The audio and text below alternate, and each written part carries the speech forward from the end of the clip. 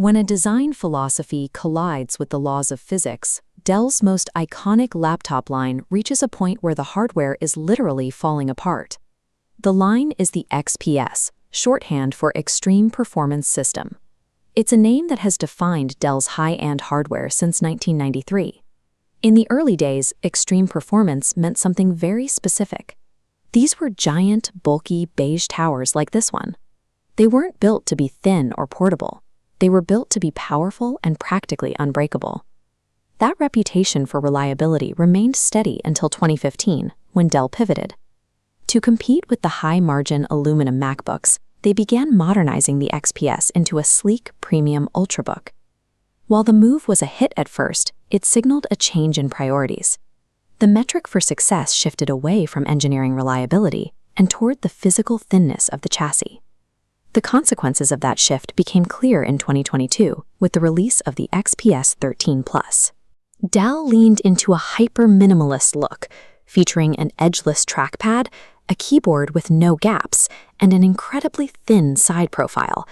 But inside this razor-thin shell, they attempted to house a 14-core i7 processor, a component that requires significant cooling and power to function at its peak.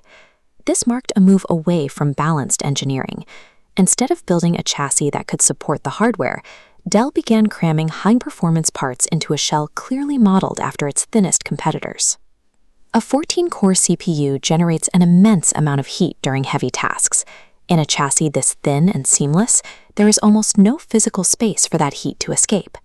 This shows a cross-section of the chassis to explain thermal throttling.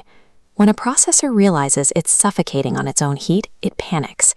To keep from melting, the system slashes its own processing speed, dropping as low as 0.4 GHz. The side effects are just as severe. The battery life, strained by the heat and the struggling fans, often dies in as little as 4 hours under a normal workload. Physics cannot be bypassed for the sake of a sleek look. Shoving a high-performance engine into a frame that can't vent heat doesn't result in a fast machine, it results in a broken one. To achieve that thinness, Dell also removed the physical function keys, replacing them with a capacitive touch bar, a feature that Apple users famously disliked and eventually removed. Ironically, these keys were removed to make room for larger cooling fans, the very fans that were already failing to prevent the laptop from throttling. The removals continued elsewhere. Dell stripped away the headphone jack and reduced the entire port selection to just 2 USB-C connections. Even the keyboard layout suffered. To fit a power button and fingerprint reader, Dell shrunk the backspace key, leading many users to accidentally turn off their screens while trying to fix a typo. Premium design is supposed to remove friction for the user, but this minimalism to a fault created a constant series of obstacles for the professionals who bought it.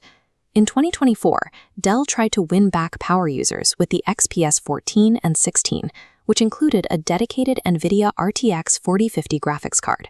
This meter shows the power draw this graphics card is designed for.